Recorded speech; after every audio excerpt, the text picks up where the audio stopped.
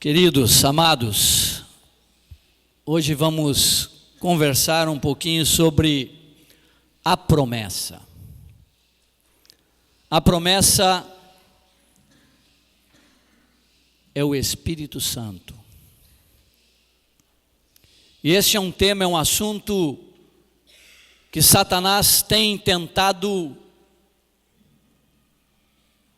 confundir, tem tentado anular, tem tentado distorcer, mas nós sabemos, e nós ouvimos ontem, claramente, que ele já foi vencido. E que pela Escritura, nós podemos ter clareza daquilo que o Senhor quer e anular as mentiras de Satanás. Quero começar falando desse assunto, falando de dois enganos. O primeiro engano está com os grupos tradicionais, que eles costumam rejeitar a ideia ensinada pelos grupos pentecostais de que existe uma segunda experiência depois do batismo nas águas, o batismo com o Espírito Santo. Eles costumam dizer que não há essa segunda experiência, que é tudo uma experiência só, baseados em Atos capítulo 2, versículo 38, quando Pedro diz: arrependei-vos e cada um de vós seja batizado em nome de Jesus Cristo para a remissão dos vossos pecados e recebereis o dom do Espírito Santo. Em cima disso eles dizem, é um pacote só, é uma coisa só, acontece tudo no momento, arrependeu, foi batizado e já recebeu o Espírito Santo. Mas tem dois textos na Escritura que não apoiam essa declaração. Um está em Atos capítulo 8, versículo 14 ao versículo 17. Vamos abrir nossas Bíblias, por favor, queridos. Atos 8, de 14 a 17. Diz assim: ouvindo os apóstolos que estavam em Jerusalém, que Samaria recebera a palavra de Deus, enviaram-lhe Pedro e João, os quais, descendo para lá, oraram por eles para que recebessem o Espírito Santo, porquanto não havia ainda descido sobre nenhum deles, mas somente haviam sido batizados em o nome do Senhor Jesus. Então lhes impunham as mãos e recebiam estes o Espírito Santo. Já haviam sido o quê? Batizados em nome de Jesus, mas ainda não havia descido sobre eles o Espírito Santo. Então os apóstolos vão até lá e, impondo-lhes as mãos, recebiam o Espírito Santo. E o outro texto está em Atos 19, de 1 a 7.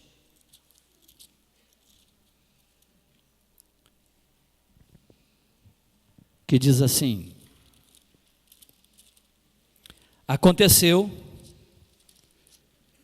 que, estando Apolo em Corinto, Paulo, tendo passado pelas regiões mais altas, chegou a Éfeso e, achando ali alguns discípulos, perguntou-lhes: recebestes porventura o Espírito Santo quando crestes? Ao que lhe responderam: pelo contrário, nem mesmo ouvimos que existe o Espírito Santo. Então Paulo perguntou: em que, pois, fostes batizados? Responderam: no batismo de João. Disse-lhes Paulo: João realizou o batismo de arrependimento, dizendo ao povo que cresce naquele que vinha depois dele, a saber, em Jesus. Eles, tendo ouvido isto, foram batizados em o nome do Senhor Jesus, e, impondo-lhes Paulo as mãos, veio sobre eles o Espírito Santo, e tanto falavam em línguas como profetizavam. Eram ao todo uns 12 homens. Esses dois textos desfazem esse engano. É uma experiência específica e pessoal, que vem depois do batismo em Cristo, através das águas. O segundo engano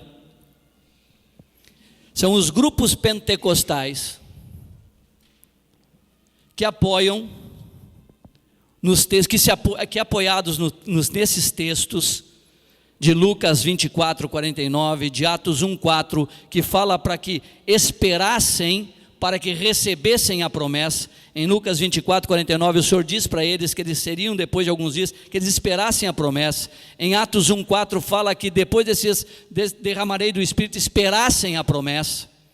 Então os grupos pentecostais, baseados nesses textos, falam que não se trata de receber, mas sim de esperar para que o Espírito, para que ele seja batizado. Mas nesse momento que Jesus falou isso, Jesus ainda não tinha sido glorificado. Por isso ele disse: esperem. Mas depois que Jesus foi glorificado, o Espírito foi derramado. Não é mais uma questão de esperar, mas sim uma questão de receber. Amém? Então esses dois enganos se desfazem desta forma.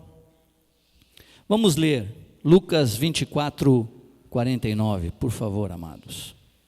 É o texto que eu acabei de citar. Eis que envio sobre vós a promessa do meu Pai. Ele chama o Espírito Santo de a promessa de meu Pai.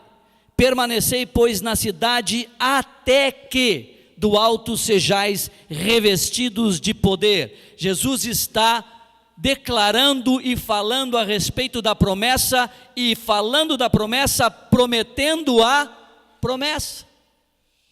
Esperem, permaneçam na cidade até que vocês sejam revestidos de poder.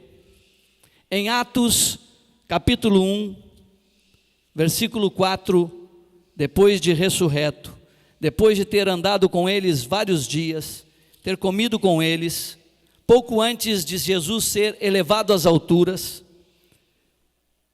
ele diz: e comendo com eles, determinou-lhes que não se ausentassem de Jerusalém, mas que esperassem a promessa do Pai, a qual disse ele: de mim ouvistes, porque João na verdade batizou com água, mas vós sereis batizados com o Espírito Santo não muito depois destes dias. Ele está lembrando a eles da promessa do Pai, e junto está fazendo uma promessa. Qual é a promessa? Não muito depois destes dias. Isso que o Pai prometeu, isso que o Pai prometeu, essa promessa que o Pai fez, a promessa que Ele fez de derramar do seu Espírito sobre toda a carne, não falta muito para ela acontecer.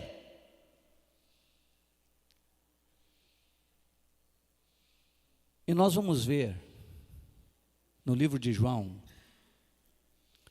como essa promessa foi sendo dita, falada, e quantas vezes ela foi mencionada. Sabe por quê? Para gerar expectativa, esperança, expectativa, fé no que iria acontecer. Em João capítulo 1, versículo 32 a 34, eu fico imaginando, eu tento imaginar as cenas, eu tento passear, quando eu leio a Escritura, eu tento passear pela Escritura nas situações, e eu fico imaginando João Batista, a expectativa de João Batista de encontrar o Cordeiro de Deus. Porque ele declara aqui no versículo 31 do capítulo 1 que ele não o conhecia, eu mesmo não o conhecia, mas a fim de que ele fosse manifestado, eu vim por isso batizando com água. E no versículo 32 ele diz: eu não o conhecia, aquele porém que me enviou a batizar com água me disse: aquele sobre quem você vir isto é o meu filho amado, é aquele que havia de vir. Então eu fico imaginando a expectativa de João Batista, enquanto ele baixava as pessoas nas águas para o batismo de arrependimento. Ele ficava esperando que descesse o quê? O Senhor prometeu que sobre aquele que descesse meu espírito em forma de pomba. Imagina cada homem que ele baixava e subia, ele ficava olhando, será que vai aparecer a pomba? A expectativa dele de conhecer, e quando ele olha e quando ele contempla o Senhor, ele faz uma declaração tremenda aqui, ele diz assim: eis o Cordeiro de Deus, que tira o pecado do mundo.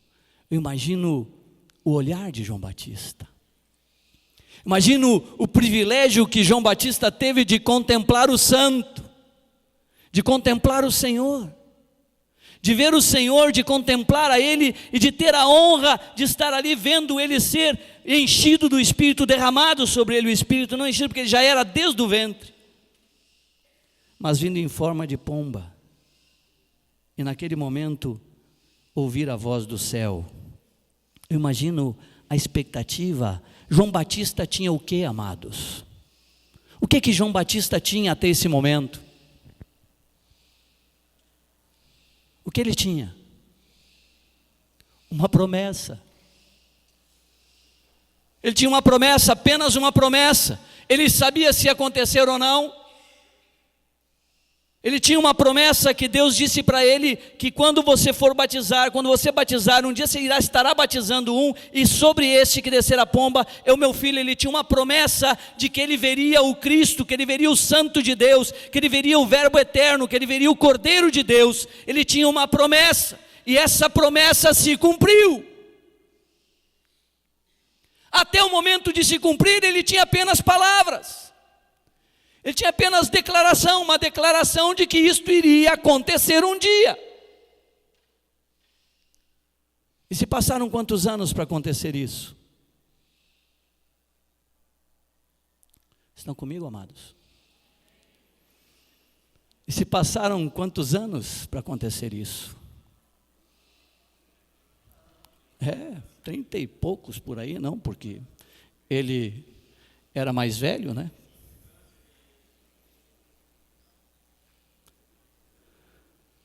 Quanto tempo ele esperou? Ele tinha apenas uma promessa.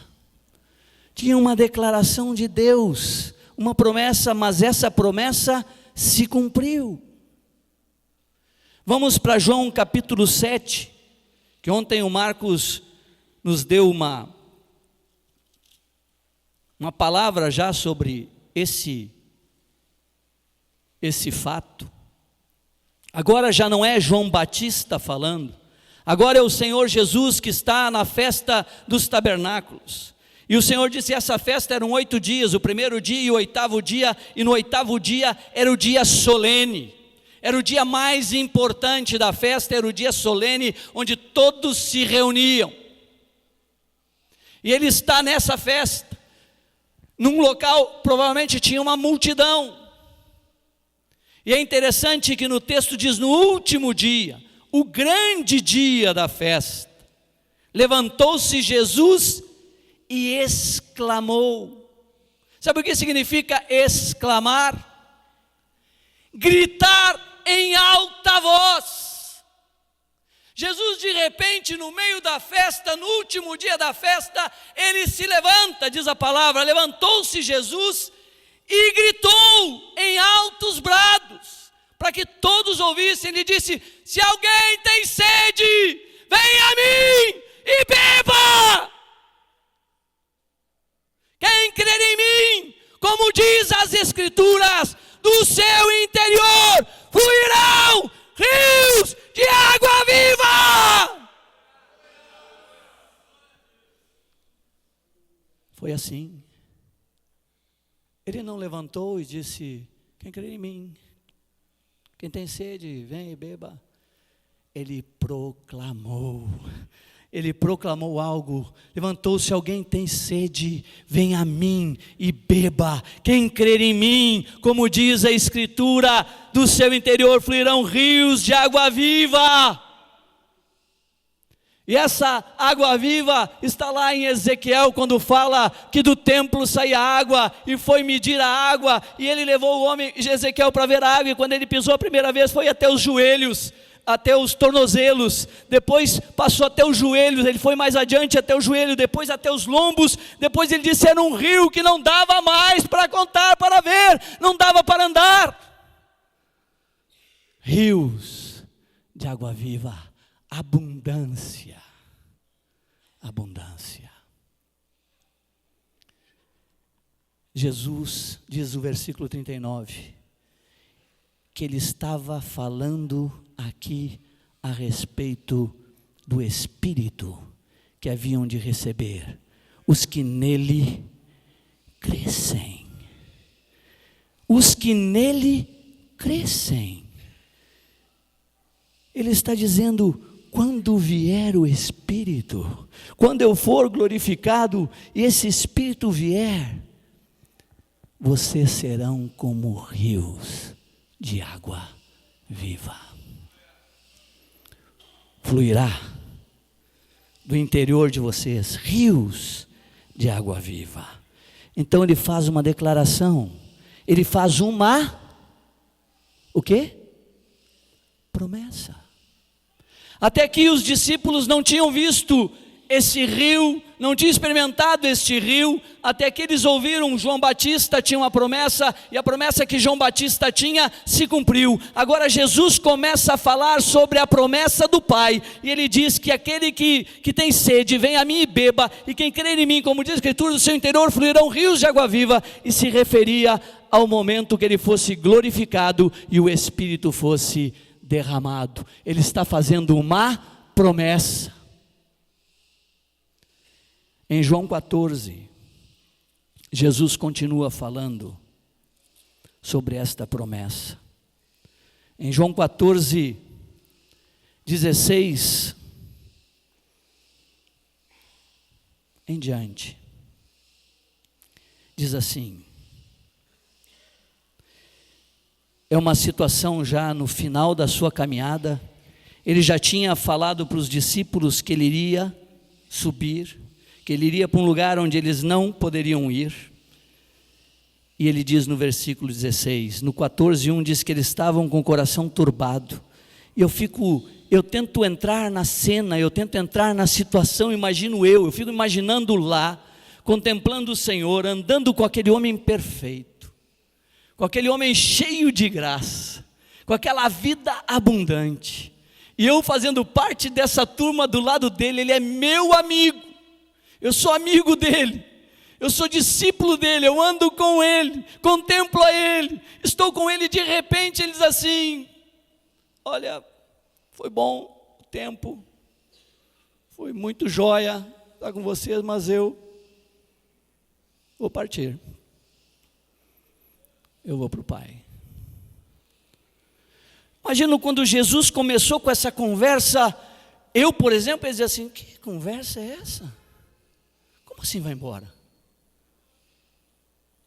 Ele está novo ainda, 30 e poucos anos, está novo ainda, como vai embora? E eles começam a ficar com o coração turbado, começam a se entristecer, porque vão perder o grande amigo, vão perder o mestre, vão perder o verbo eterno, vão perder aquele que eles amavam de todo o coração, que andavam e que compartilhavam todas as coisas. Ele diz, ele vai embora. Começam a se entristecer. No versículo 11 ele diz, do capítulo 14, crede-me que estou no Pai e o Pai em mim, crede ao menos por causa das mesmas obras. E aí ele chega no 16 e diz, não fiquem tristes, não é isso que ele diz aqui, né? Mas é isso que o contexto me diz. Ele diz, eu rogarei ao Pai, e Ele vos dará outro Consolador, a fim de que esteja para sempre convosco. O Espírito da verdade, que o mundo não pode receber, porque não o vê, nem o conhece. Vós o conheceis, porque Ele habita convosco e estará em vós. Isso é uma promessa. Ele diz: eu rogarei, eu vou rogar ao Pai. Já havia uma grande garantia de que isso ia acontecer, porque era o filho que iria pedir ao Pai, e eles sabiam que todas as coisas até então que o filho pediu, o Pai concedeu. Então ele disse: eu vou rogar. E ele fala de que habita convosco, porque o Pai, o Filho e o Espírito são um só. Então ele diz: habita convosco. E ele faz uma declaração tremenda no 18.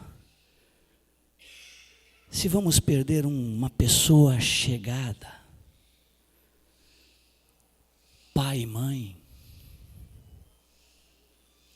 esposo e esposa, filhos, como ficamos? Eu lembro quando perdi meu pai, quando perdi minha mãe, e vi os dois darem o último suspiro. Casualmente estava de mão com meu pai quando ele deu o último suspiro, estava de mão com a minha mãe quando ela deu o último suspiro de vida aqui. É uma sensação estranha ficar sem pai e mãe. E eles estavam perdendo, não era um amigão só. Se o Marcos me perder, é chorar uma tarde.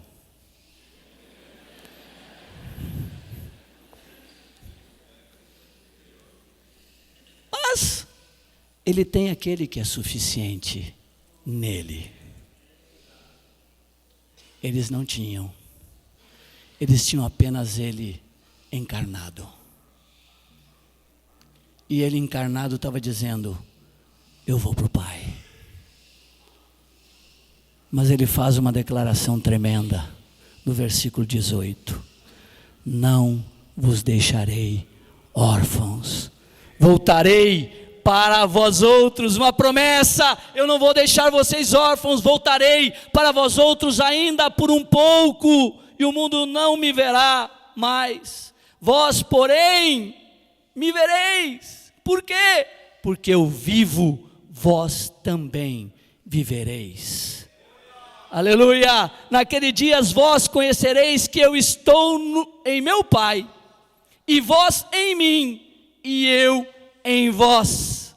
Tremenda declaração, porque no versículo 11, ele disse: crede-me que eu estou no Pai, e o Pai em mim. E ele para aí.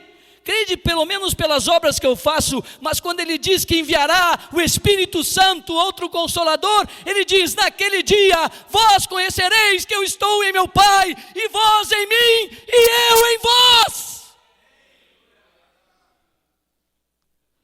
Ele faz uma promessa, que quando o Espírito viesse, nós íamos ter essa revelação, essa consciência de que eles são um, e nós somos um com eles. E ele continua: aquele que tem os meus mandamentos, aquele que tem os meus mandamentos e os guarda, este é o que me ama, e aquele que me ama será amado por meu Pai, e eu também o amarei, e me manifestarei a ele.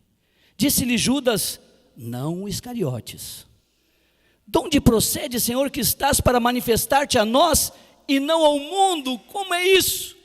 Respondeu Jesus: se alguém me ama, guardará a minha palavra, e meu Pai o amará, e viremos para ele e faremos nele morada. Quem não me ama não guarda as minhas palavras, e a palavra que estáis ouvindo não é minha, mas do Pai que me enviou. Isto vos tenho dito, estando ainda convosco. Mas o Consolador, o Espírito Santo, a quem o Pai enviará, em meu nome, esse vos ensinará todas as coisas, e vos fará lembrar de tudo o que vos tenho dito. E olha o que ele diz. Aqui são homens que estão tristes, turbados, entristecidos. Deixo-vos a paz. A minha paz vos dou, não vou-la dou como a dá o mundo. Não se turbe o vosso coração, nem se atemorize. Ouvistes que eu vos disse: vou e volto para junto de vós. Uma promessa: se me amasseis, alegrar-vos-eis de que eu vá para o Pai, pois o Pai é maior do que eu. Mas ele continua prometendo: não se turbe, não se entristeçam, tomem minha paz, eu vou, mas eu volto. Está prometendo e diz: vocês se alegrariam comigo, porque eu quero encontrar com meu Pai. Porque se eu me encontrar com meu Pai e entrar nos céus com toda a vitória, com toda a glória de volta, eu enviarei outro Consolador. Disse-vos agora, olha aqui a declaração da promessa no 29. Disse-vos agora, antes que aconteça, para que, quando acontecer, vós creiais. Ele fez uma promessa. Ele disse: eu vou, mas eu volto. Eu tenho que ir, mas eu volto. Até aqui, o que os discípulos tinham? Uma promessa. Vamos para o capítulo 16. Versículo 4.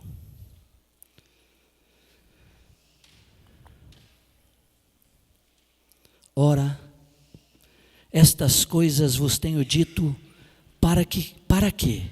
Qual o objetivo? Para que, quando a hora chegar, vos recordeis de que eu vou-las disse. Não vou-las disse desde o princípio, porque eu estava convosco. Mas agora vou para junto daquele que me enviou. E nenhum de vós me pergunta: para onde vais? Pelo contrário, porque vos tenho dito estas coisas, a tristeza encheu o vosso coração. Vou fazer uma comparação muito pobre, mas é o que eu tenho. Eu lembro que anos atrás, e essa cena me voltou à mente. Anos atrás, o Ivan sugeriu que Marcos e eu saíssemos de Salvador e fôssemos para São Paulo. E nós compartilhamos com os irmãos e fomos orar. E eu vi, e nós contemplamos muitos irmãos tristes, que nós iríamos sair daqui e ir para outro lugar. Que comparação fraca, não? Mas, se nos entristecemos com a perda de alguns como nós, carentes, violões de 4 cordas desafinados, imagina estes homens com o homem perfeito, com o homem Deus, dizendo que ele queria deixá-los. Ele diz: pelo contrário, porque vos tenho dito estas coisas, a tristeza encheu o vosso coração. Mas eu vos digo a verdade, prestem atenção, convém-vos que eu vá, porque se eu não for, o Consolador não virá para vós outros. Se porém eu for, eu vou-lo enviarei. Aleluia. Ele estava tentando consolar seus discípulos, se despedindo dos seus discípulos, mas fazendo uma promessa. E deixando claro, é importante que eu vá, porque se eu não for, ele não virá. Mas se eu for, eu garanto para vocês, eu vou rogar ao Pai, eu vou pedir, o Pai vai enviar e eu vou mandar ele vir. Versículo 16 diz assim, ele continua e diz assim: um pouco e não mais me vereis, outra vez um pouco e ver-me-eis. Então alguns dos seus discípulos disseram uns aos outros: que vem a ser isto que nos diz? Observem, amados, ele já no capítulo 14 tinha dito coisas muito similares. Agora no 16 ele está fazendo catequese, repetindo as mesmas coisas, quase as mesmas coisas, e os discípulos dizem: o que significa isso? Que venha a ser isto que nos diz: um pouco e não mais me vereis, e outra vez um pouco e ver-me-eis, e vou para o Pai. Diziam, pois, que venha a ser esse um pouco, não compreendemos o que quer dizer. Percebendo Jesus que desejava interrogá-lo, perguntou-lhes: indagais entre vós a respeito disto que vos disse? Um pouco e não me vereis, e outra vez um pouco e ver-me-eis? Em verdade, eu vos digo que chorareis e vos lamentareis, e o mundo se alegrará. Vós ficareis tristes, mas eu tenho uma boa notícia: a vossa tristeza se converterá em alegria. Aleluia! Haveria um momento que eles estariam tristes, chorando, lamentando, e o mundo estaria alegre: crucifica, crucifica, crucifica. Mas ele disse: esse pranto de vocês se converterá em alegria.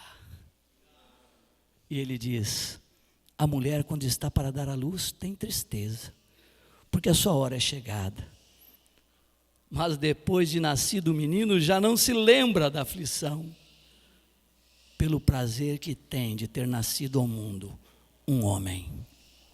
Assim também, agora vós tendes tristeza, mas outra vez vos verei, o vosso coração se alegrará, e a vossa alegria ninguém poderá tirar. Aleluia! Ele está prometendo quem aqui? Ele está fazendo uma promessa, está prometendo que ele enviará o outro Consolador, que o Espírito Santo virá. Essa é a promessa do Pai. João Batista tinha o que na mão? Uma promessa, ela se cumpriu. Jesus declara em João 7 que do interior fluirão rios de água viva, e falava a respeito do Espírito que havia de vir. Em João 14 ele fala que iria mandar e enviar outro, rogar ao Pai, e outro Consolador, promete o outro Consolador. Aqui também ele está fazendo uma promessa. Vamos para Atos 1. Voltamos ao primeiro texto.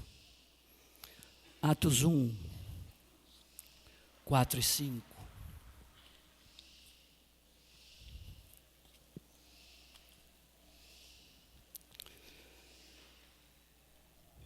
Ali ele ainda não tinha passado pelo Getsêmani, não tinha ido à cruz, não tinha morrido, não tinha ido ao Hades, não tinha ressuscitado, mas agora aqui, ele já ressurreto, e junto com eles, comendo com eles, ele faz uma determinação. Determinou-lhes que não se ausentassem de Jerusalém, mas que esperassem a promessa do Pai, a qual disse ele: de mim ouvistes. Porque João, na verdade, batizou com água, mas vós sereis batizados com o Espírito Santo. E vem a promessa de não muito depois destes dias. Antes de ele subir aos céus, a recomendação última que ele dá é qual? Esperem. Esperem a promessa. E o que eles fizeram? E o que eles tinham? Uma promessa. Mais nada. Até então não tinham visto nada, a não ser Jesus dizer que iria e que voltaria e que ia pedir outro consolador e que esse consolador viria e teria uma obra tremenda que ele iria fazer, mas até aqui eles tinham apenas uma promessa. Nós que conhecemos a Escritura sabemos a sequência, mas eles não tinham a Escritura, isso ainda não tinha acontecido. Então eles tinham apenas uma promessa.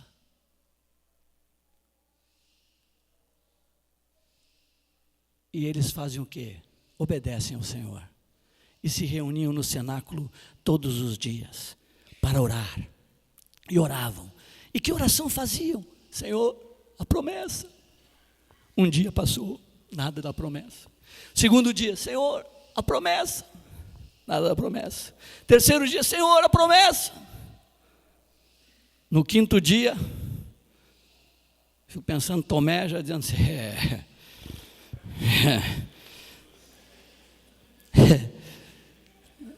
Pedrão, 5 dias já. Ele disse que não era muito depois desses dias. Uma semana. E nada. Atos capítulo 2. Mas depois de 10 dias, mais ou menos, de orarem juntos, unânimes, e de fazerem alguns acertos, e de chamarem mais um para o ministério, Deus gosta de fazer as coisas desta forma. Ao chegar, ao cumprir-se o dia de Pentecostes, outra festa, estavam todos reunidos no mesmo lugar.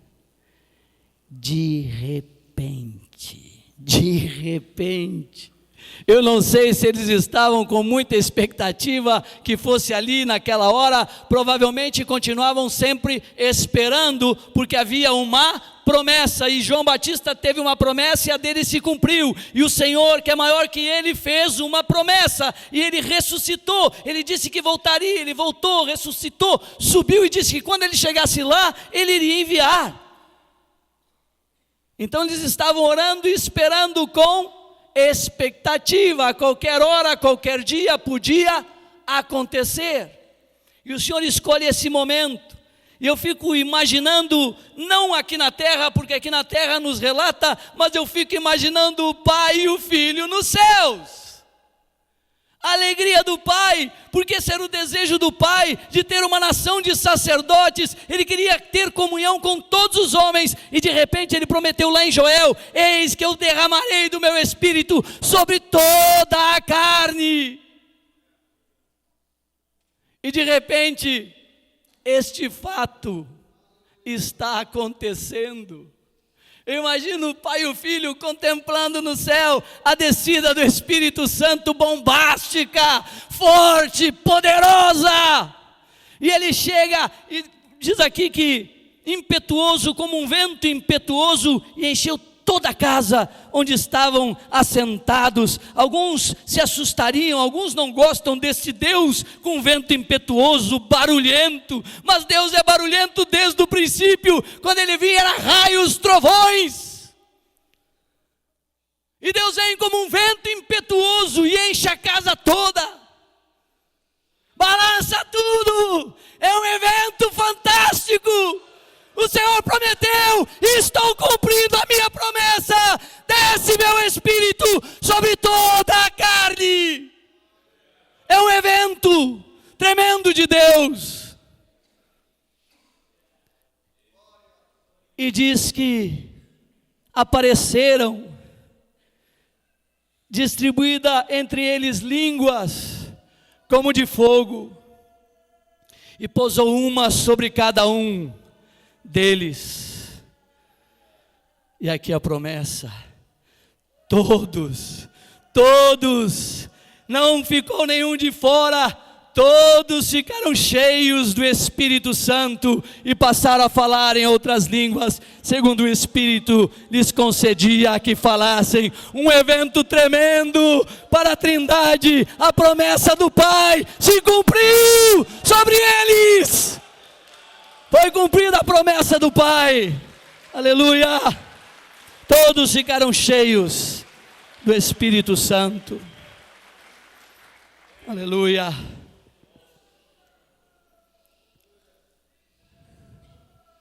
Mas essa promessa, ela não foi só para eles. Alguns declaram que o Espírito Santo foi para os apóstolos. Mas essa promessa, ela continuou se cumprindo. Nós lemos há pouco Atos capítulo 8, de 14 a 17, em Samaria a promessa continua a cumprir-se, e lá fala que ela foi derramada sobre todos, nenhum ficou de fora. Não tiveram 30 que foram batizados com o Espírito Santo, e 2 não tiveram fé e não ficaram. Não, sobre todos que eles impuseram as mãos, receberam o Espírito Santo de Deus. A promessa se cumpriu. Em Atos capítulo 10, versículo 44, a promessa se cumpre. Na casa de Cornélio, Pedro está lá falando e diz que de repente caiu o Espírito Santo sobre todos. Porque o Pai disse: derramarei do meu Espírito sobre toda carne, sobre todos. Não tem mais os especiais, eu quero todos. Eu quero habitar dentro de todos. Eu quero me derramar de todos. Em Pentecostes foram todos. Em Samaria foram todos. Na casa de Cornélio foram todos. Em Atos 19, de 1 a 7, que nós já lemos. Lá em Éfeso, eram 12. E a palavra diz que todos receberam. Todos. A promessa se cumpriu em Pentecostes e continuou se cumprindo sobre aqueles que vieram depois. E tem uma pergunta: essa promessa também é para nós? Em Atos 38 e 39 responde essa pergunta. Em Atos 2, 38 e 39 diz: Pedro respondendo a alguns homens que lhe fizeram a pergunta: que faremos, irmãos? Ele responde: arrependei-vos e cada um de vós seja batizado em nome de Jesus Cristo para a remissão dos vossos pecados, e recebereis o dom do Espírito Santo, pois para vós outros é a promessa, para vossos filhos e para todos os que ainda estão longe, isto é, para quantos o Senhor nosso Deus chamar, em todo tempo, em todos os lugares da terra, em todas as épocas. Todos que Ele chamou, Ele prometeu: derramarei do meu Espírito. E todos tiveram uma promessa, e a promessa se cumpriu. Será diferente conosco? Será que conosco o Senhor não vai cumprir a sua promessa? Nós temos uma promessa dele também. João Batista teve uma promessa e essa promessa se cumpriu. Os apóstolos tiveram uma promessa e ela se cumpriu. E ele disse: é para todos quantos eu chamar. Nós temos uma promessa. A promessa de que sobre nós Ele também derramará derramaria e derramou do seu Espírito Santo. Aleluia, aleluia. Quem receberá? Quem receberá? Lucas capítulo 11 nos diz, Lucas 11, 13, diz assim, Lucas 11, 13, quem receberá? E o Senhor está falando de pedir, no versículo 9, Ele diz, pedi, dar-se-vos-á, buscai e achareis, batei, abrir-se-vos-á, pois todo o que pede, veremos. Não, todo o que pede, recebe. O que busca, encontra. E a quem bate, abrir-se-lhe-á. Simples, simples. Qual dentre vós é o pai, que o seu filho lhe pedir pão, lhe dará uma pedra? Ou se pedir um peixe, lhe dará em lugar de peixe uma cobra? Ou se lhe pedir um ovo, lhe dará um escorpião? Ora, se vós, que sois maus, sabeis dar boas dádivas aos vossos filhos, quanto mais o Pai Celestial dará o Espírito Santo àqueles que lhe pedirem. Aleluia! Quem receberá? Quem pedir. Sobre quantos? Todos. Todos. Fé simples. Fé na promessa que se cumpriu. Em 2 Coríntios capítulo 1, 18 a 20 diz, porque quantas são as promessas de Deus, tantas tem nele o sim.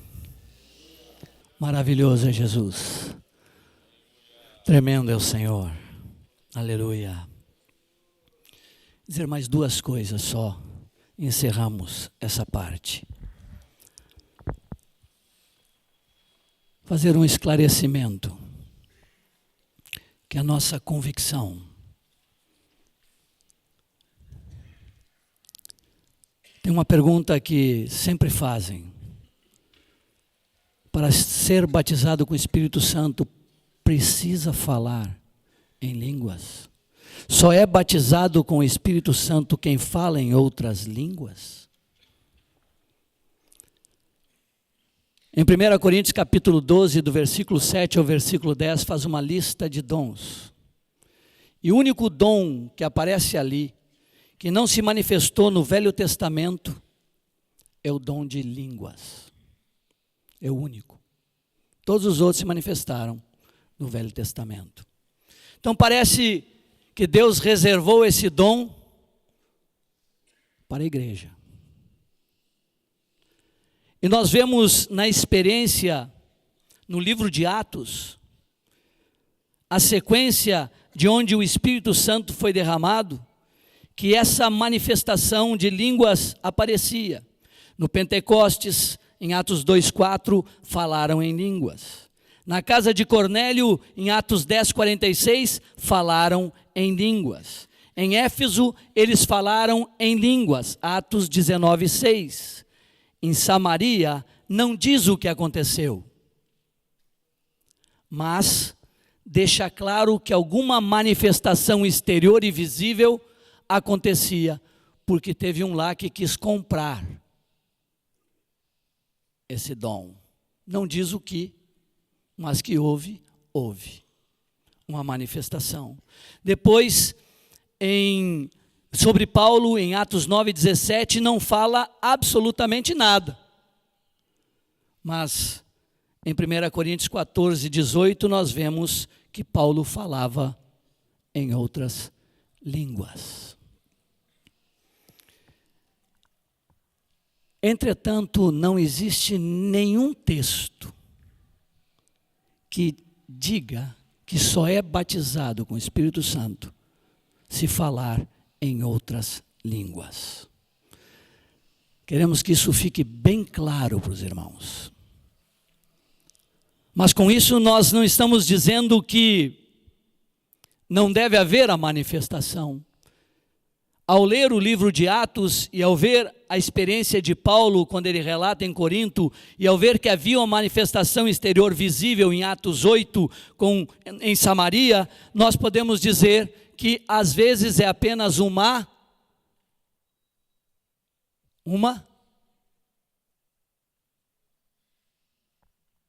Ninguém sabe, né? O que eu quero dizer, né? Que pode ser batizado com o Espírito Santo sem falar em outras línguas. Mas Paulo deixa claro que gostaria que todos falassem em línguas. Então, se não houve a manifestação de línguas, busque para que venha manifestar. Amém? Busque para que venha manifestar. Eu, por exemplo, quando fui batizado com o Espírito Santo em novembro de 1974, numa salinha onde tinham 40 pessoas, eu não manifestei línguas. Mas eu lembro do derramar do Espírito sobre mim. O pai do Marcos, Moisés, era quem estava ministrando, e no final da noite, era meia-noite, quando o Senhor se derramou sobre minha vida, estava eu, ele e mais umas 10 pessoas. Os outros já tinham sido cheios do Espírito e já tinham passado para o outro salão. E nós estávamos ali buscando, e até meia-noite veio. E eu lembro que 1 hora depois, eu ainda estava borbulhando, e fui para minha casa, que dali, da onde a gente estava reunido, eram umas 10 quadras. Eu fui pulando, cantando, falando para todas as pessoas que o Espírito Santo tinha sido derramado sobre mim. Acordei meus pais, fui até inconveniente. Entrei no quarto dos meus pais, acordei meus pais e disse: eu estou cheio do Espírito Santo. E meu pai, mas o que é isso? E eu não sabia nem explicar direito. Algum tempinho depois, numa reunião de só solteiros e jovens, havia uma menina com um tumor no cérebro, que apareceu nesse encontro para pedir oração. Eu lembro que impus as mãos sobre ela, e Deus a curou. Eu não falei em línguas, mas havia outras manifestações do Espírito. 1 ano depois, orando por outra pessoa, eu impus as mãos sobre a pessoa para ele receber o batismo com o Espírito Santo. Foi lá no convívio.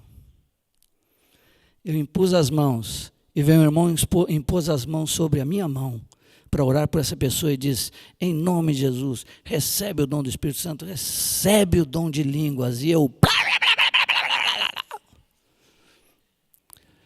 Não quer dizer que eu peguei para mim o dom do outro. A mão dele estava sobre a minha. 1 ano depois. Mas queremos deixar claro que não significa que, se não falou em línguas, essa pessoa então não recebeu o dom do Espírito Santo. Mas alguma manifestação exterior das que está na Escritura acontecerá quando o Espírito descer sobre ti. Transbordar, não descer, transbordar de dentro de ti. Amém, amados? E a segunda coisa, para encerrar essa parte, é falar com os pastores, líderes, discipuladores. Teve um discípulo entre nós, que anos atrás, muitos anos, há uns 28 anos atrás, quando ele pregava o evangelho para um jovem, e esse jovem se arrependia e era batizado em Cristo Jesus através das águas, e ele começava a orar impondo as mãos sobre ele, ele não desistia enquanto não visse ele manifestar. Quantos de nós temos essa atitude, essa postura? Ele não saía dali enquanto não visse manifestar o Espírito Santo na vida do discípulo. Você sabe de quem eu estou falando. E muitas vezes, quando pregamos o Evangelho, e pregamos a pessoa de Cristo, nosso amado Jesus, e falamos da porta do reino, e na porta do reino nós falamos que tem 3. Ela é assim: o arrependimento, o batismo em Cristo Jesus e o dom do Espírito Santo. Sobre o arrependimento, nós discorremos com precisão, fazemos desenho, mostramos 3 tipos de pessoa: desenho da árvore, o corte da árvore, o que significa, o tomar a cruz, o perder a vida, o renunciar a tudo. Falamos disso com precisão. Depois falamos sobre o batismo, mostrando que ser enxertado em Cristo é uma vida unida a Cristo Jesus e tal, com muita precisão. E sobre o Espírito Santo, me parece que a gente diz: e você receberá o Espírito Santo.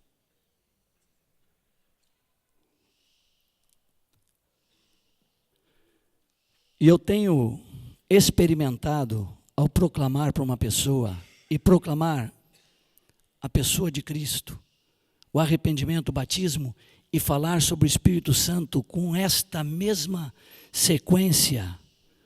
Eu tive experiência com algumas pessoas, em alguns lugares, de a pessoa entrar na piscina, ela tremia porque ela dizia: eu sei que vai acontecer alguma coisa comigo, eu não sei o que vai ser, eu estou até ficando um pouquinho tensa do que vai acontecer, porque havia fé, expectativa, certeza de que algo ia passar, porque ela tinha uma promessa. Então nós temos que dar o pacote todo, com a mesma intensidade. Amém, queridos? Que Deus nos abençoe ricamente, em nome de Jesus. Amém.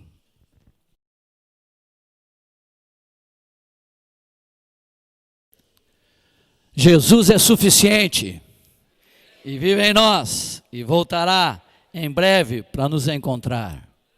Aleluia. Amém. Está melhorando. Vou falar sobre oração. Queria começar com o texto de Hebreus, capítulo 10.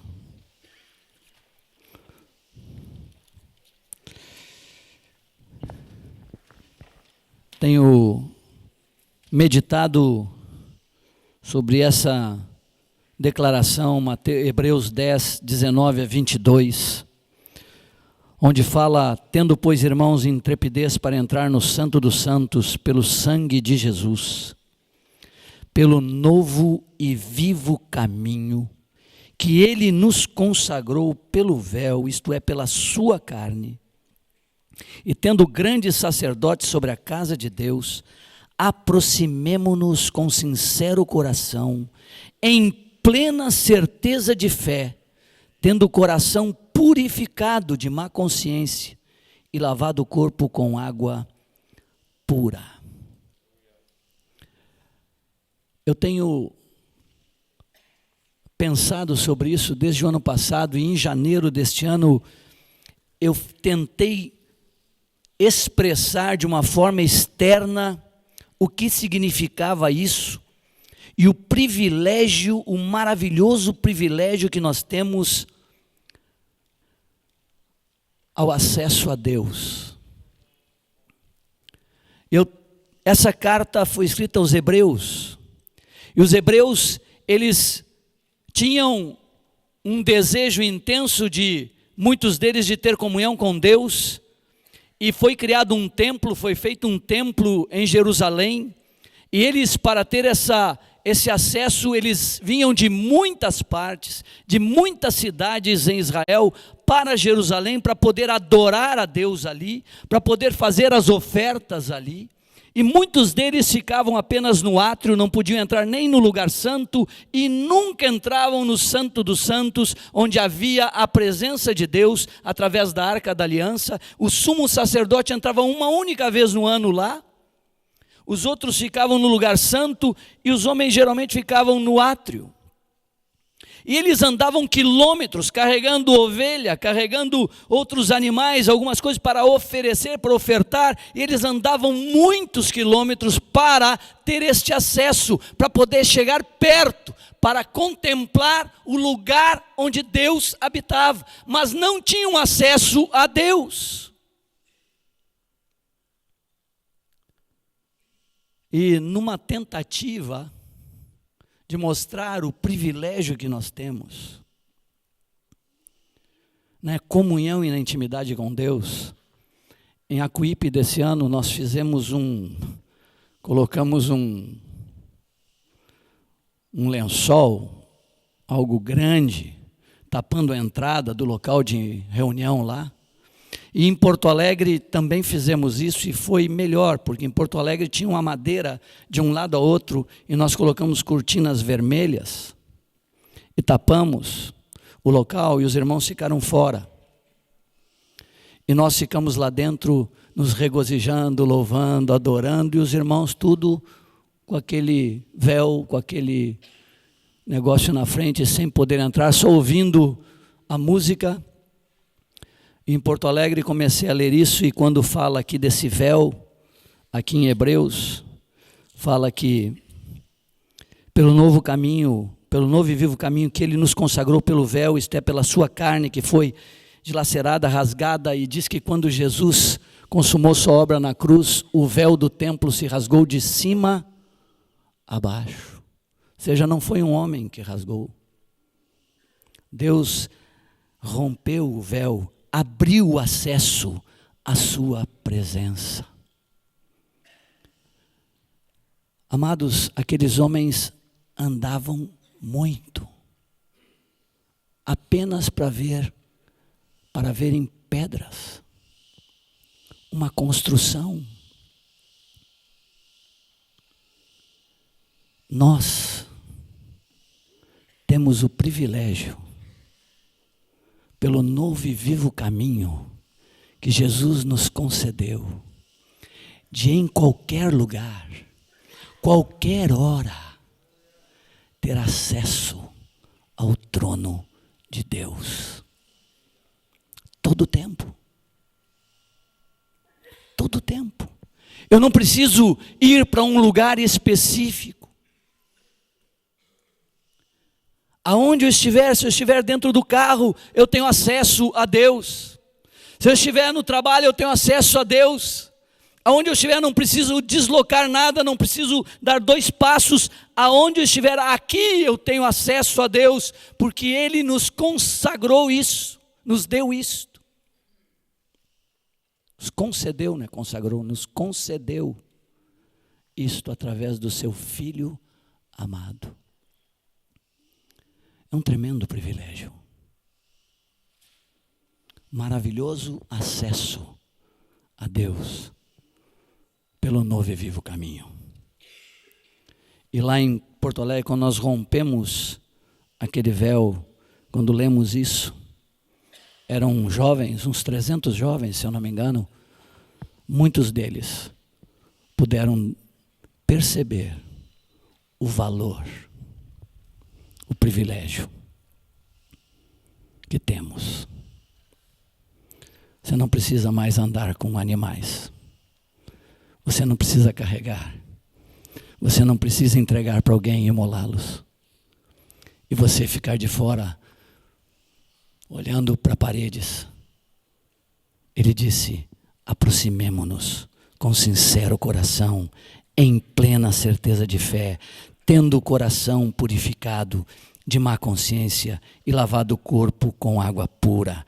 Tendo, pois, irmãos, intrepidez para entrar no Santo dos Santos, pelo sangue de Jesus, pelo novo e vivo caminho que Ele nos consagrou pelo véu, isto é, pela sua carne, e tendo grande sacerdote sobre a casa de Deus. Aleluia.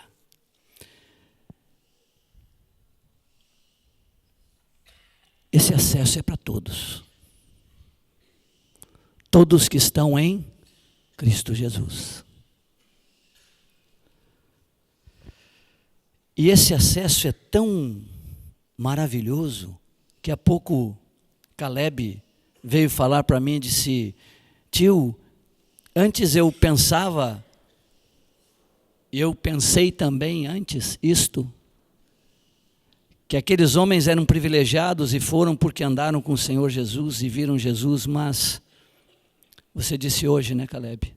Hoje aqui, quando eu escutei tudo isso sobre que ele voltaria, que ele enviaria o outro Consolador, que ele habitaria dentro, eu disse: privilegiado sou eu, porque ele habita dentro em mim. Está comigo em todo tempo, em todo lugar. Que privilégio, amados. Um maravilhoso acesso ao trono de Deus. Todo tempo. E esse acesso, a segunda coisa que eu quero dizer é que ele não pode ser um acesso com pressa. A oração, ela não pode ser algo feito com pressa, com ansiedade. Porque a oração é que nós chamamos da comunhão com Deus. É o nome que damos, oração. Falamos de oração, estamos falando de comunhão com Deus, acesso a Deus. E essa oração, ela no culto, que é um culto que você está oferecendo ao Senhor, na tua comunhão com Ele, na tua intimidade com Ele, não pode haver pressa. Na oração a alma tem que estar aquietada. Tem que estar aquietada. No Salmo 131, versículo 2 diz: fiz calar e sossegar a minha alma, como a criança desmamada se aquieta nos braços de sua mãe. Quando chega na presença de Deus, tem que chegar assim, aquietar a alma, fazer calar a alma, sossegar a alma, estar como uma criança que depois que mamou, está saciada, permanece no braço da mãe, tranquila, suprida.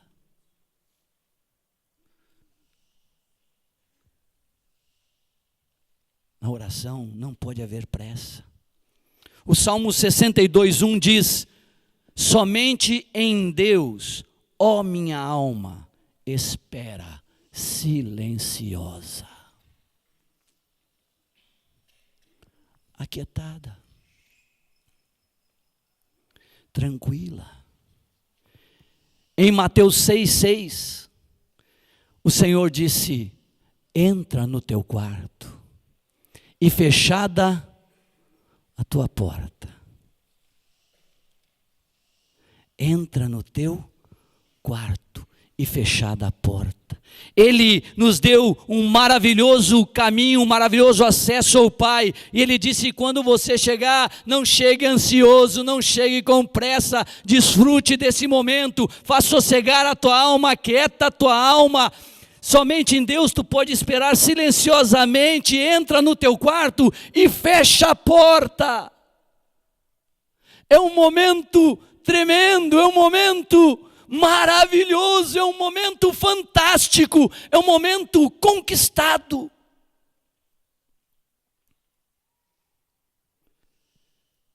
Entra no teu quarto e fechada a porta. Essa é a oração, aquela que é você e Ele, e não tem mais ninguém.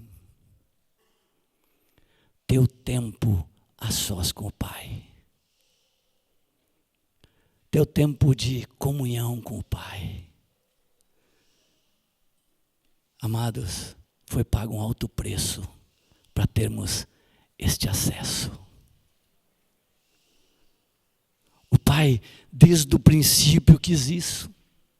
Ele, quando fez o homem, fez para ter comunhão com Ele. E a palavra diz que o Criador dos céus e da terra, o Todo-Poderoso, o Magnânimo, aquele que fez todo o universo, vinha no virar do dia para bater papo com o homem. O desejo dele, quando ele olhava para a sua criatura, para o seu filho que ele criou, ele chegava, se deliciava, ele vinha bater papo: como é que foi o dia, o que fizeste hoje, que bom ter uma comunhão íntima. Isso o homem lhe negou. Mas Deus não desistiu e Deus continua buscando essa comunhão, essa intimidade com o homem. E através do seu Filho, Ele libera o acesso a todos os homens.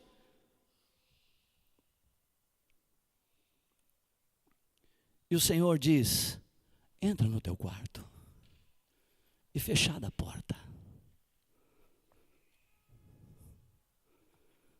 Fala ao teu Pai. E aquele que vê em secreto te recompensará. Terceira coisa. O primeiro momento é esse livre acesso tremendo e essa comunhão a sós. Esse tempo a sós é fundamental, importante. Não é olharmos como uma obrigação, não é olharmos como uma demanda, mas é e tem que ser um desejo. Eu tenho dito para minha esposa, minha fofinha, que tem um momento do dia que eu amo. Um dos momentos do dia que eu amo muito, para fazer uma figura pobre, é quando nós dois sentamos todos os dias para tomar chimarrão e oramos. Eu amo esse momento. Eu amo esse momento com a minha esposa. Eu amo estar nós dois ali, desfrutando de uma comunhão tremenda, de um acesso que nos foi conquistado por sangue.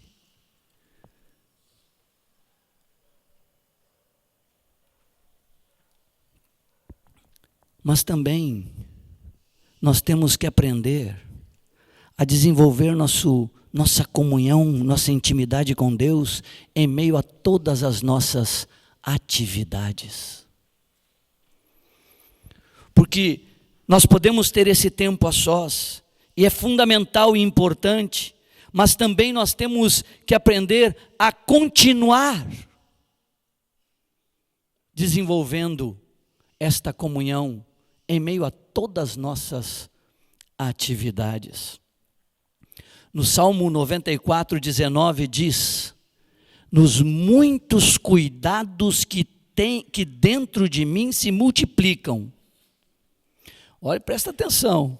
Nos muitos cuidados que dentro de mim se multiplicam, as tuas consolações me alegram a alma. Aleluia. E 1 Tessalonicenses 5,17 diz: orai sem cessar. Como é que eu posso orar sem cessar? Em meio às minhas atividades, eu tenho que aprender a desenvolver a minha intimidade.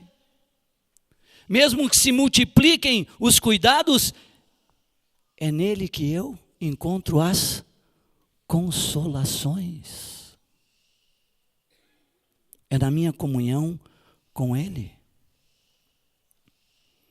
Então eu tenho que entender esse maravilhoso acesso, entender a importância desse momento a sós, entender que quando eu estou em atividade, eu tenho que manter essa comunhão com o Pai, em todo o tempo.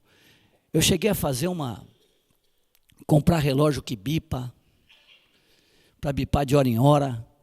Eu cheguei a fazer que cada 5 minutos depois bipasse, eu me voltasse para o Senhor, voltasse minha mente para Ele, para que eu não me perdesse em meio às atividades. Tentei deixar de conversar comigo para conversar só com Ele, porque uma das pessoas que eu mais converso é comigo. Eu gosto de conversar comigo, rapaz. O que eu bato de papo comigo não é fácil. Eu digo, rapaz, eu tenho que mudar esse negócio, eu tenho que parar de conversar comigo, eu tenho que começar a conversar com ele. Então, quando eu digo assim, Foi jóia hoje, tem um bocado de irmãos lá. Em vez de dizer isso, esse Senhor, que foi muito bom hoje, né, Senhor? Tinha um bocado de irmão lá. Parar de conversar comigo. Amados, não é fácil. Cada 30 segundos eu já estou conversando comigo. Cada 30 segundos eu já tomei a conversa para mim mesmo. Aprender a desenvolver a minha intimidade em meio a todas as minhas atividades. Ele sempre no centro, sempre sendo o primeiro, lançando tudo sobre Ele. Depois, temos que entender que a oração não é um monólogo, é um diálogo. Não é um monólogo de uma pessoa falando para o nada. É uma comunhão.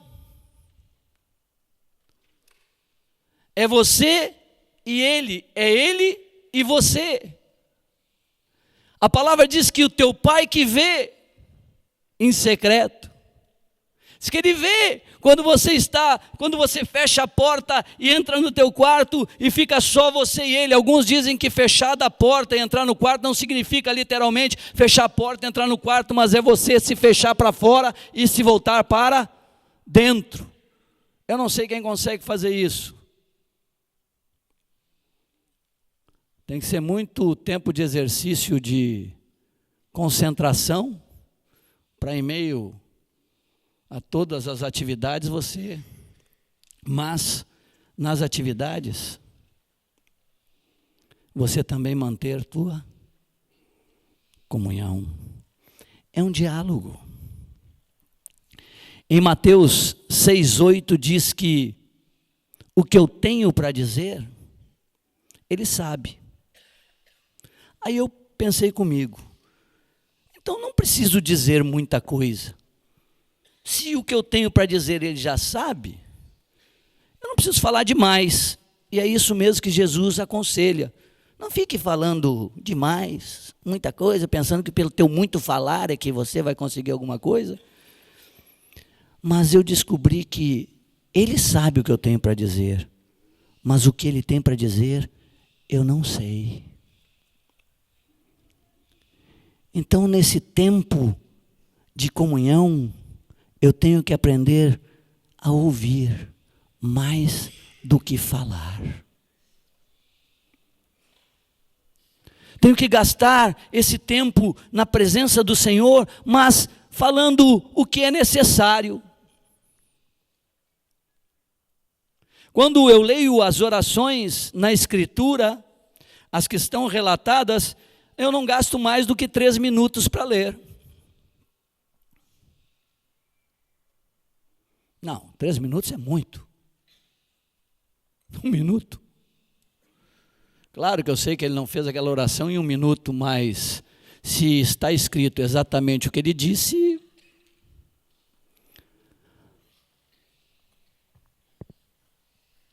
gastar tempo para aprender a ouvir o Senhor. E na oração, a oração é o meio pelo qual nós desenvolvemos a sensibilidade de poder distinguir a voz do Senhor.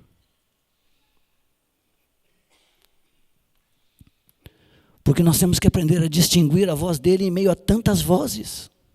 Eu lembro uma crise de identidade, eu acho que chama assim, depois tu vai me ajudar, Marcos, é isso mesmo que é a palavra. Porque eu descobri que eu tinha o eu aqui dentro, tinha um tal do ego aqui dentro, que eu não sabia se era o mesmo eu, tinha o velho homem, tinha a carne, tinha o novo, tinha o Espírito Santo, tinha consciência. Eu digo, meu Deus, que salada, quanta gente que mora aqui dentro. É uma multidão. Eu lembro do livro que nós lemos, eu fiquei assim, Marcos, é verdade. Eu fiquei assim, eu digo, meu Deus, quanta gente. Quem é que está falando agora? É o velho homem, é o novo homem, é o ego, é o pecado. Eu entrei, eu digo, eu tenho que aprender a distinguir que voz que está falando comigo. E eu percebi que, se você aprende a ouvir, você aprende a distinguir o timbre de cada voz. Hoje o celular, né, já tem o tal do identificador de chamadas, falar em português, o BINA, identificador de chamadas. Quando toca, você olha, você sabe o nome, Compa Moraes, Compa, meu compa, está lá, esposinha, eu já sei, mas quando não tinha, e a sinarinha ligava para mim, eu dizia alô, ela dizia alô, eu dizia fala, meu bem. Fazem 28 anos que eu escuto essa vozinha aqui. Doce voz, amorosa, querida, fofa. Mas ela basta dizer oi, que eu já sei que é ela que está falando, que é ela, porque eu tenho que ouvido muitas vezes, eu sei distinguir a sua voz em meio a tantas vozes. E uma experiência que me mostrou isso muito forte foi na Argentina, quando fomos lá de surpresa comemorar os 80 anos de Ivan. Surpresa que eu digo não era para ele, porque a surpresa foi para nós, porque ele sabia tudo que a gente estava fazendo. Ele disse, marcaram um retiro bem na data do meu aniversário. Eu nasci ontem, né? Não sei o que vocês estão pretendendo fazer aqui, justo na data dos meus 80 anos. E foi tremendo o que ele falou lá, né, Marcos? Acabou com a festa. Vocês não creem em mim, eu nunca esqueci a fala dele, todo mundo querendo honrar o Ivan pega o microfone, recebeu a honra, muito carinhoso, sempre ele foi muito sensível, carinhoso, ele pega o microfone com muito carinho e diz assim, vocês não acreditam em mim, faz 80 anos que eu luto contra esse meu inimigo, vocês vêm aqui fazer uma festa para ele, vocês não acreditam em mim? Precioso Ivan. Minha experiência na Argentina, nós estávamos indo de carro de Porto Alegre para Buenos Aires e chegamos tarde e já tinha começado o encontro em termos de todo mundo se vendo, chegaram, já foram para o local, nós chegamos direto no local e aí abraça um, beija outro, fala em espanhol, em portunhol, em espaguês, aquela confusão de línguas ali, gente de vários lugares, abraça um, abraça outro, enquanto eu estava abraçando uma pessoa, uma senhora bateu no meu ombro assim, eu virei, ela falou em espanhol, mas eu vou falar em português, você é Mário? Ela disse, você é Mário? Eu falei, sim. Ela disse, quando eu ouvi a tua voz, eu reconheci que era você, porque eu ouvi um CD teu 50 vezes. Naquela hora eu parei. Eu parei e disse, Senhor, tem 300 pessoas nesse salão, um local pequeno.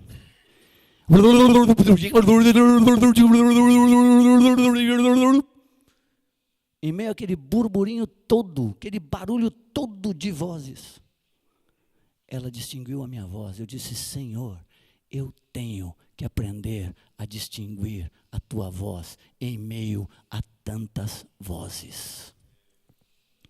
E isso, amados, só se consegue na intimidade e gastando tempo para ouvir,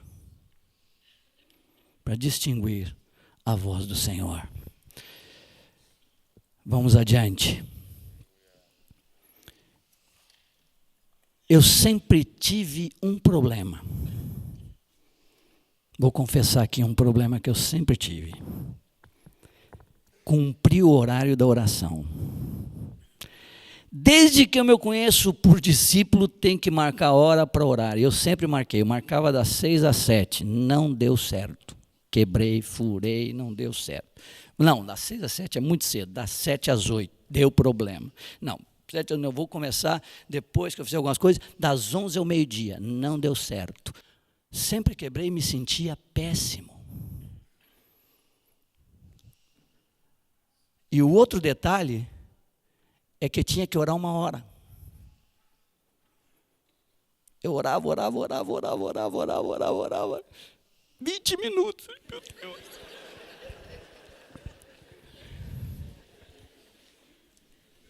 Por que estava assim? Porque era uma tarefa. Era uma tarefa. Eu tinha que colocar horário, eu tinha que colocar tempo, eu tinha que colocar um horário, eu tinha que colocar o tempo. Mas aí eu fui para a Escritura e fui lendo Marcos 1,35 e fala que ele saiu para orar e era alta madrugada. Em Marcos 6, 45 a 46 diz que ele foi orar ao cair da tarde. Em Lucas 6,12 diz que ele foi orar à noite. Em Lucas 9,18 diz que foi durante o dia. Em Lucas 9, 28 e 29, durante o dia. Em Lucas 10, 21 diz que naquela hora. Eu percebi que tinha que haver uma troca dentro de mim.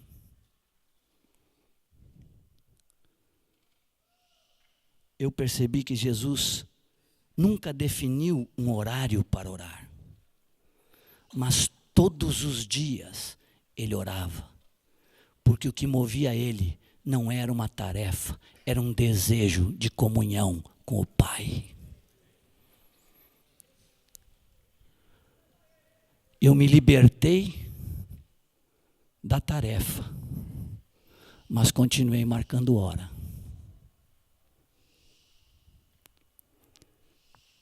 Aí não era mais das 6 às 7. Era das 6 às 7.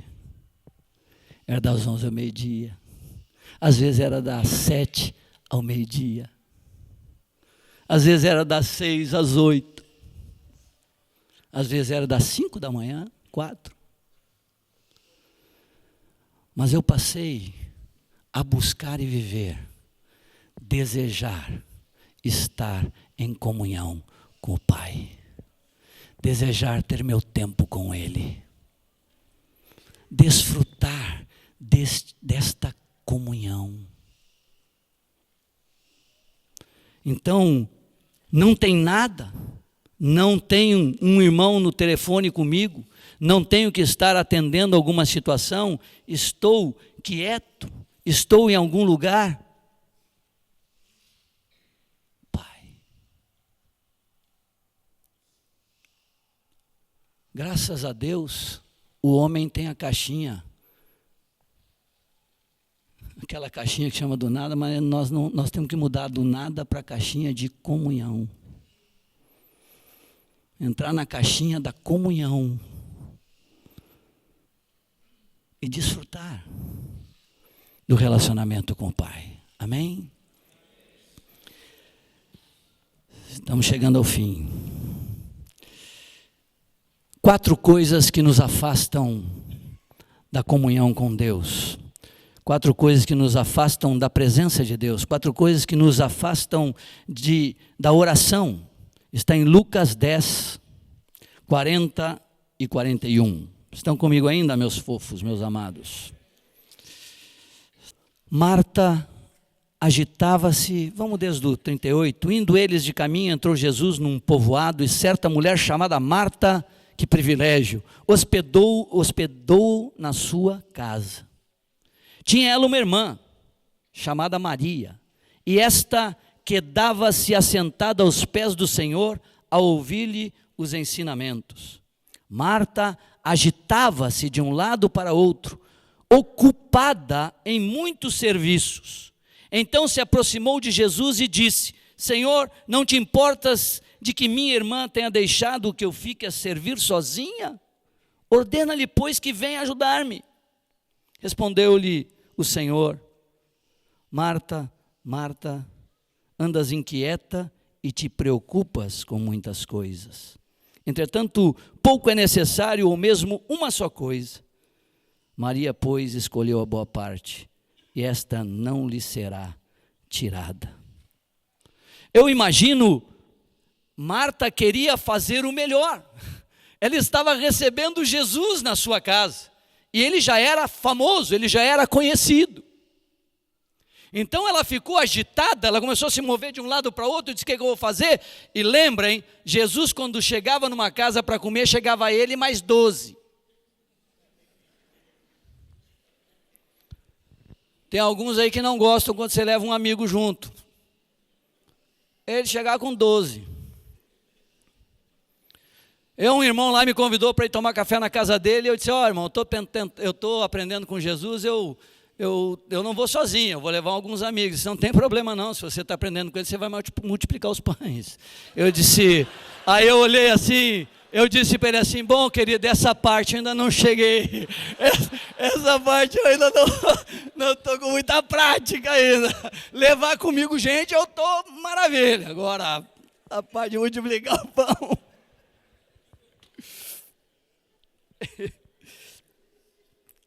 Depois o Senhor diz assim: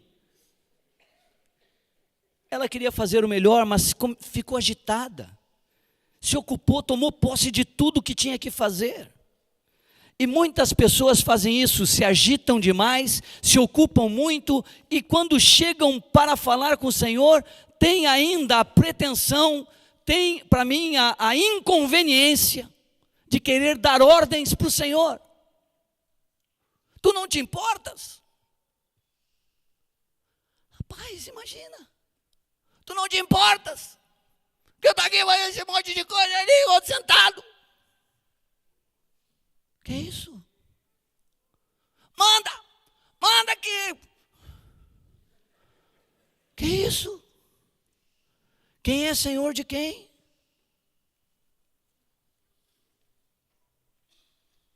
Chega falando, dando ordens, orientando, porque está agitado, está ocupado. E o Senhor diz assim,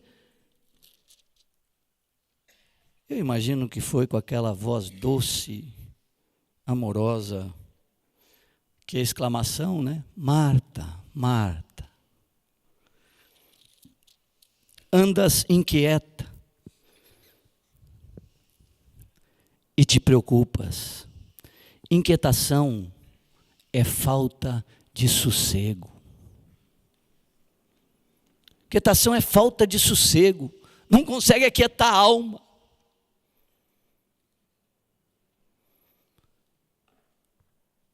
E ele diz: te preocupas com muitas coisas. Sabe o que é preocupação? Preocupação é estado de um espírito ocupado por uma ideia fixa a ponto de não prestar atenção em nada mais.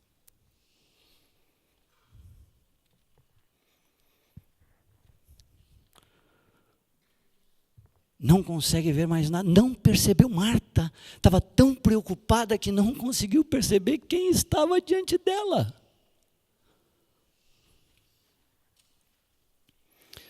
Quando nos agitamos, quando nos ocupamos, quando nos inquietamos, quando nos preocupamos, quando estamos nessa agitação, não paramos para ouvir o Senhor.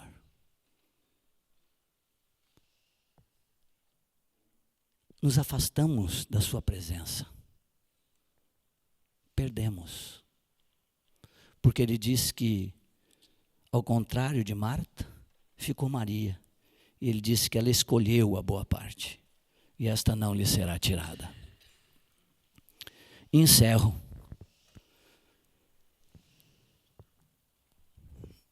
Falando de 4 ações que demonstram uma atitude de coração para com o Senhor, que tem intimidade com Deus. Uma está em Lucas 10, 38, 39. O Lucas, que acabamos de ler, no versículo 39, diz que ela tinha uma irmã, chamada Maria, e esta quedava-se assentada aos pés do Senhor, a ouvir os ensinamentos. Aqui está uma atitude de coração que demonstra que ela está muito mais preocupada com as necessidades do Senhor do que com as suas. Imagina, Jesus está falando, tinha alguma outra coisa que pudesse ser mais importante do que ficar sentado ouvindo? Teria.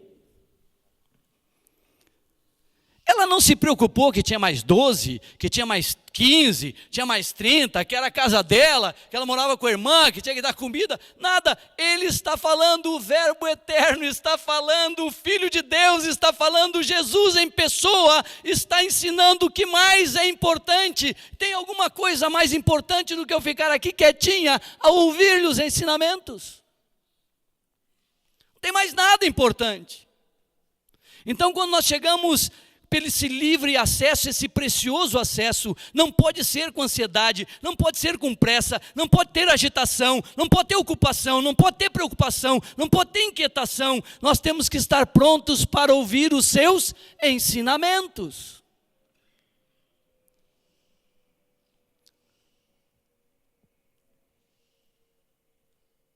Depois, a segunda coisa está em João 11. Eu gostei da atitude de Maria, que eu disse, na época eu estava meditando e o Senhor estava me falando sobre essas coisas, eu disse, tem mais coisas na Bíblia sobre ela? Ele me levou para João 11. Uma situação terrível. Elas tinham um irmão chamado Lázaro, e Lázaro morre. E elas pedem para o Senhor vir quando ele está enfermo, e o Senhor diz que vai, mas o Senhor não chega. E o Senhor diz assim para os discípulos, não é para a morte. Mas no entanto Lázaro morre. Se eu sou discípulo dele, eu digo, falhou. Deu zebra. Ele disse que não era para a morte. E ele chega, quando o Senhor chega, a palavra de Deus diz no versículo 20, capítulo 11, versículo 20, que Marta, quando soube que vinha Jesus, ficou quieta, tranquila, saiu ao seu encontro. Olha o que diz aí, Maria, porém, ficou sentada em casa. Marta sai, estava como? Queria externar algo e diz a palavra que Marta chega e chega falando, Senhor, se tu estiveras aqui, meu irmão não teria morrido. Passado, Jesus disse, eu sou a ressurreição e a vida, ainda que morra, viverá. E ela diz, eu sei que no último dia, interrompe o Senhor, eu sei que no último dia, sabe, declara, sabe. E eu acho interessante que ela diz estas coisas, o Senhor tenta falar algo para ela, e o Senhor permanece no mesmo lugar. E ela volta, tendo dito isto, retirou-se e chamou Maria, sua irmã, e lhe disse em particular, elas duas estavam em casa, chorando a morte do irmão, com um bocado de gente consolando. Alguém deve ter dito, o Senhor está aí, Jesus chegou. Marta sai correndo, Maria ouviu, certamente, porque no versículo 20, fala que Maria, porém, ficou sentada em casa. Aí Marta volta e diz para ela, o mestre chegou e te chama. E aqui me chamou a atenção a segunda atitude de alguém que tem intimidade com Deus e que está mais preocupado com as necessidades dele do que com as suas. Aí então diz a palavra que ela se levanta depressa e foi ter com ele. O Senhor tem necessidade de ser ouvido. Maria senta aos seus pés e fica ouvindo. O Senhor tem necessidade de ser obedecido. Maria não se move enquanto o Senhor não lhe chama. E ela vai. Interessante que aí vem a terceira postura da atitude de alguém que está preocupado com ele, olhando para ele e para as necessidades dele. A palavra diz que imediatamente que ela chega, com toda a dor, com todo o problema pessoal que estava, com a perda do seu irmão querido e amado, ela chega e se prostra para adorá-lo. Ele tem que ser ouvido, ele tem que ser obedecido, ele tem que ser adorado, e eu estou aqui para ouvi-lo para obedecê-lo e para adorá-lo. Atitudes de alguém que tem comunhão com o Pai. Interessante é o que acontece depois. Ela diz a mesma coisa, ela se prostra e diz a mesma coisa que a irmã: Senhor, se tu estiveras aqui, meu irmão não teria morrido. Sabe o que diz a palavra? Que Jesus não diz: eu sou a ressurreição e a vida. Jesus diz que ele se comove. Jesus chora e diz: onde está teu irmão?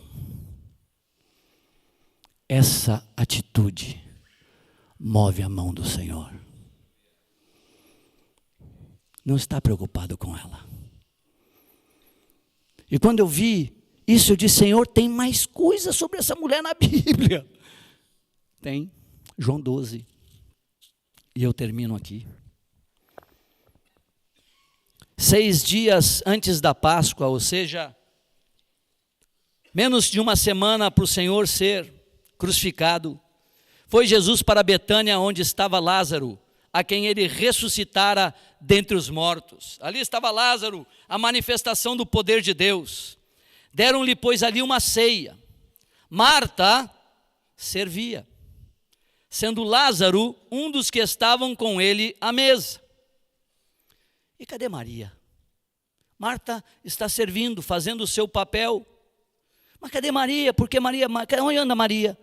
Então Maria, tomando uma libra de bálsamo de nardo puro, muito precioso, ungiu os pés de Jesus e os enxugou com os seus cabelos, e encheu-se toda a casa com o perfume do bálsamo. Aqui está uma virgem prudente. Seus olhos estavam sempre colocados nele, nas suas necessidades. Eu quero ouvi-lo. Eu quero obedecê-lo. Eu quero adorá-lo. Eu quero servi-lo. Não se preocupava consigo, mas com aquilo que era necessário para ele. Que o Senhor nos dê graça e nos leve a crescer na comunhão com o nosso amado Jesus. Amém, amados? Amém.